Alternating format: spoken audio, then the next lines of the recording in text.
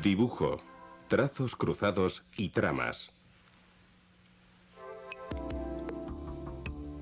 El trazo es el elemento fundamental en la construcción de un dibujo. Los trazos se pueden superponer, juntar o separar para crear texturas o simplemente para practicar una valoración o modelado, prescindiendo totalmente del difuminado. Baselitz, Parmigianino y Rembrandt demuestran en sus dibujos que a base de trazos perfectamente ordenados se pueden formar todo tipo de planos y también establecer contrastes de luz y de sombra.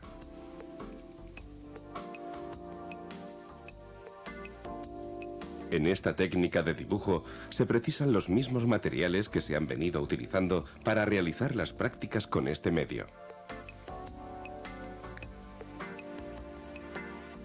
La línea aplicada con maestría es capaz de describir todos los efectos visuales que puede producir el dibujo. Muchas líneas situadas una al lado de otra crean tramas con las que se pueden realizar degradados de grises.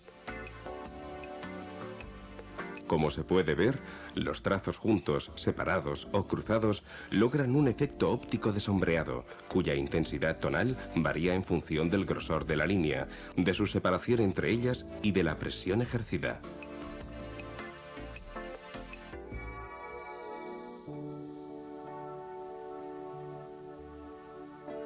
Un simple ladrillo como modelo bastará para desarrollar una práctica de trazado sobre los diferentes planos. Cualquier medio de dibujo es válido para realizar este trabajo. Sin embargo, en este caso se escoge un lápiz de punta fina. Se traza primero la forma del ladrillo en perspectiva.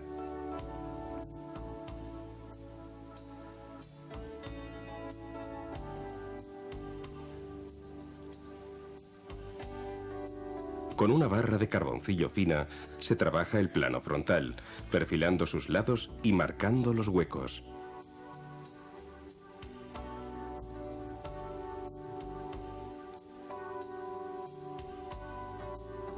Las líneas de la cara frontal servirán para establecer las que dibujan la textura del plano superior y la sombra del lateral visible.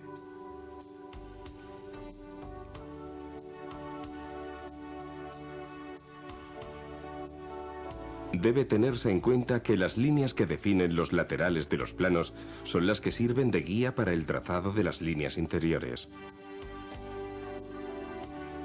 Obsérvese cómo cada plano se realiza con un trazado diferente.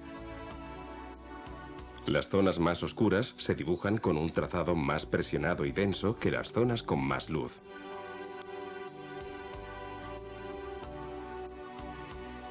En la siguiente práctica se experimenta el trazado de líneas con la forma redondeada de una pera, de la que se realiza un dibujo previo, marcando las zonas de luz y de sombra.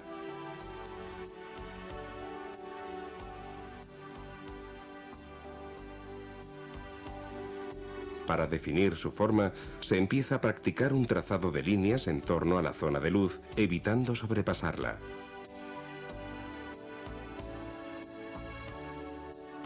Si fuera necesario, se utiliza la goma de borrar para recortar la forma del brillo con mayor exactitud.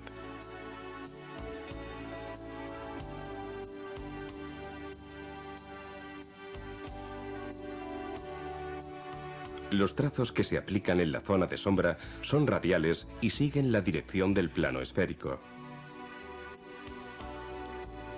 En la parte inferior de la fruta se aplican trazos muy cruzados, creándose una trama de líneas radiales desde el punto de luz y una trama cruzada en el plano esférico de la fruta.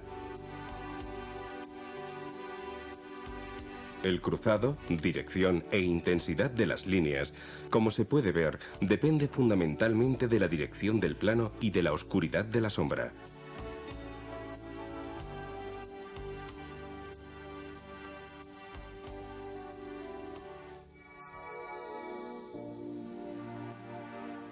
Se ha elegido como modelo un paisaje natural centrado en una ermita románica. Sus texturas y los diferentes planos servirán para ejercitar el trazado con diversas herramientas de dibujo y para ver las distintas posibilidades y recursos que ofrece cada una de ellas. Como en todos los ejercicios anteriores, primero se realiza el encaje del modelo con trazos simples, en este caso sobre un papel de color. Aquí se utiliza carboncillo por ser más fácil de corregir. Es conveniente insistir una vez más que en esta fase del trabajo solo interesa determinar las formas generales y los grandes volúmenes.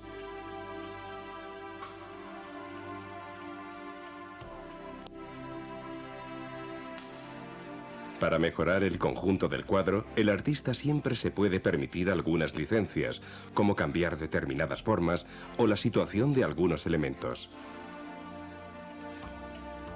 Ahora, con el carboncillo plano, se empiezan a manchar las zonas de sombra.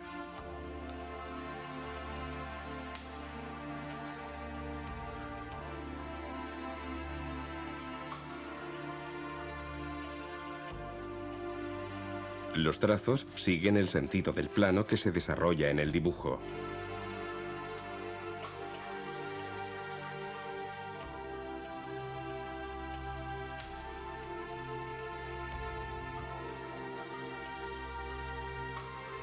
Con el trapo se sacuden los restos de carboncillo para restar una excesiva presencia, pero sin llegar a borrarlo del todo.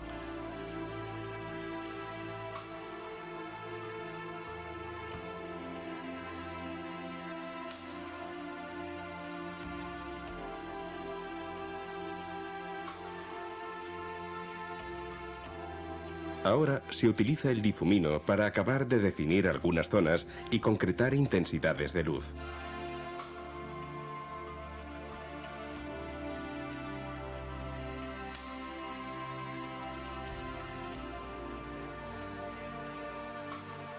El difumino también puede utilizarse para conseguir efectos de textura.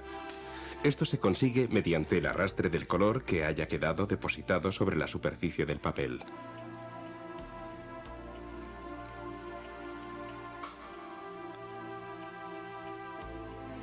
El carbón prensado, por ser un medio muy oscuro, permite realizar diferentes tipos de trama, como por ejemplo la que define el tronco del árbol y la base del terreno.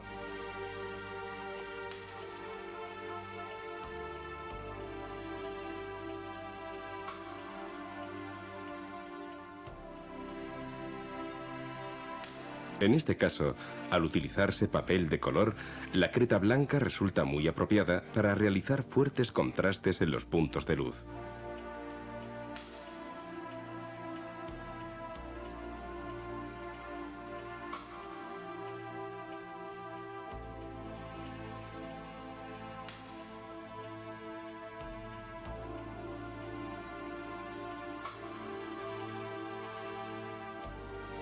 Ahora se retoma el difumino para realizar algunos retoques y resolver los últimos detalles.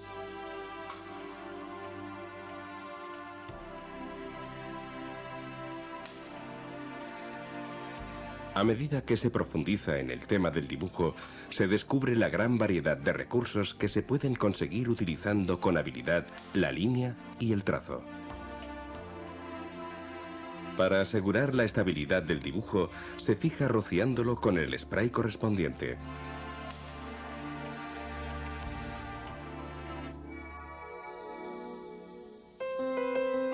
Antes de finalizar y a modo de recordatorio, se insiste en los conceptos básicos de esta práctica. La escala tonal de grises varía según el sentido y la cantidad de trazos que se dibujen en una determinada zona. Cada tipo de superficie se resuelve con un trazo distinto, teniendo siempre en cuenta la incidencia de la luz en cada zona.